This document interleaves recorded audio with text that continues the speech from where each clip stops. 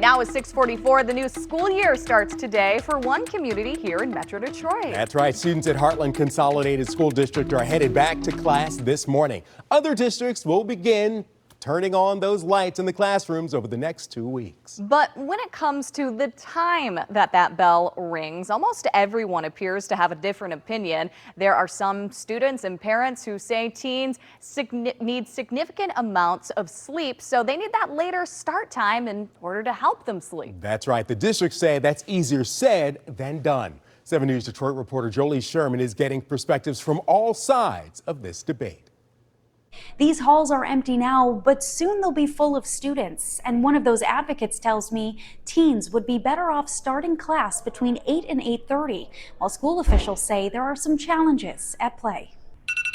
It's tough to be ready and focused at 7:30. I've seen a few kids also fall asleep during class. Some say school starts too early in the morning for teens. It's really a health crisis that our kids are in. Catherine Nitz is part of a global movement called Start School Later, which advocates for healthy school start times, where middle schools start no earlier than 8 a.m. and high schools start at 8:30 or later. In 2018, she started an SSL chapter in Rochester Hills to address what she says is chronic sleep deprivation in teens. Kids really need that 5 to 7 a.m. sleep, that REM sleep. That's where your brain goes through emotional regulation and memory consolidation. So these kids are constantly fighting against their biology. I hate it.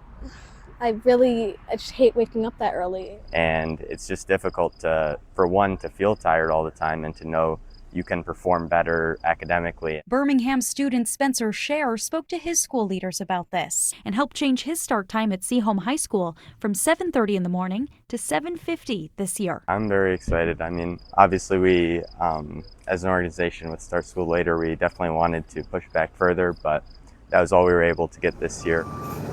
We found out the Troy Public School District is looking into this too. So yeah, this has been a conversation that the board has had at times during the last number of years. Troy's Assistant Superintendent of Business Services, Dan Trudell, says there's a lot to consider with later start times for teens, including the impact on sports and extracurricular programming, working students, and the district's bus routes. I think the easiest way is to simply say, let's hire 20 more drivers and then we can accommodate. But he says that option would be expensive. You know, when you look at upwards of $70,000 annually for a route, and if I have to add 20 to 25 routes, you're well over $1 million just from that. We're told the district hired an outside vendor to assess their transportation system. They plan to present these options to the Board of Education in the fall. Any district can do this. Any district can do this, and it will be in the best interest of every single student. Jolie Sherman, 7 News, Detroit. Yeah, but you know, some of these